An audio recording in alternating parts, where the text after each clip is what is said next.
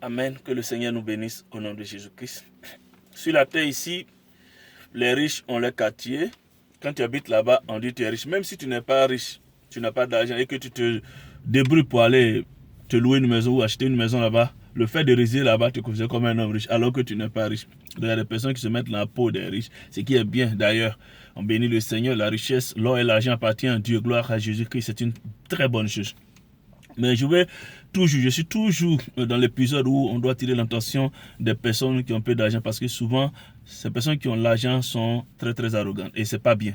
Nous devons faire très attention, il ne faudrait pas que l'argent nous fasse croire que nous sommes au-dessus des autres ou bien c'est une grâce. Amen.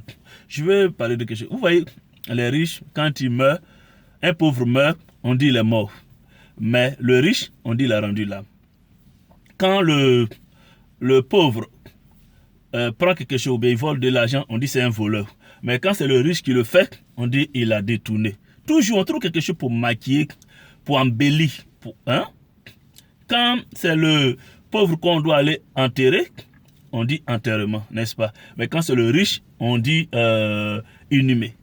Quand c'est, comment on appelle, en tout cas, pour les funérailles du pauvre, on dit qu'on va faire ses funérailles. Mais quand c'est le riche, on dit ses obsèques. Toujours, il y a quelque chose qu'on dit. Alléluia, pour le riche. Il y a des mots gentils, doux. On trouve des thèmes bien pour eux. Amen, ce qui est très bien. Mais tu dois savoir que tout ça là, au ciel là-bas, là, il n'y a pas ça. Amen. Il n'y a pas quartier des riches, il n'y a pas quartier des pauvres. Alléluia. Tous ceux qui ont accepté Jésus-Christ comme Seigneur et Sauveur personnel, ton argent, je répète, ne peut pas te donner une place là-bas. Je vais encourager tous les chrétiens qui sont entrepreneurs, tous ceux qui travaillent dur pour avoir de l'argent, je vous encourage. Je ne suis pas là pour décourager quelqu'un à ne pas avoir de l'argent. L'or, l'argent appartient à Dieu, nous devons posséder cela. Mais quand tu as l'argent, quand Dieu te donne les positions, soyons humbles. Alléluia. Comme ce fut le cas d'Esther. Esther qui était reine, alléluia. Le jour où son peuple a eu besoin d'elle, elle a été accessible, alléluia. Combien parmi nous qui sommes positionnés, qui avons l'argent, que Dieu a béni, que Dieu a élevé, tu as des postes élevés. Mais qu'est-ce que tu fais pour Dieu? Qu'est-ce que tu fais pour tes frères et sœurs en Christ?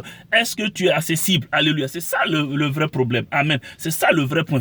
Qu'est-ce que tu fais de cette position que Dieu te donne? Qu'est-ce que tu fais de cette richesse que Dieu te donne? Esther, Dieu l'avait élevée, elle était reine, elle était première dame du roi, alléluia, mais elle a usé de son autorité pour sauver son peuple, amen. Qu'est-ce que tu fais de cette position que Dieu t'a donnée? Qu'est-ce que tu fais de cette richesse que Dieu t'a donnée? C'est pour intimider, c'est pour influencer, c'est pour abandonner Dieu? Non. Que Dieu te fortifie, qu'il te bénisse. Sur la terre ici, tu peux avoir ton quartier, tu peux avoir tous les noms qu'on peut te donner pour embellir, pour te distraire, mais au ciel il n'y a pas ça, alléluia. Tu es riche ou pauvre, nous tous on mettra le sable sur nous. Que Dieu nous aide à être humbles et à penser à Jésus-Christ de Nazareth qui arrive bientôt. Prenez soin de vous, que Dieu vous aide. Utilisez bien la position que Dieu vous donne, l'argent que Dieu vous donne, l'or que Dieu vous donne, les richesses que Dieu vous donne. Parce qu'il est le maître. Soyez bénis, prenez soin de vous. Amen.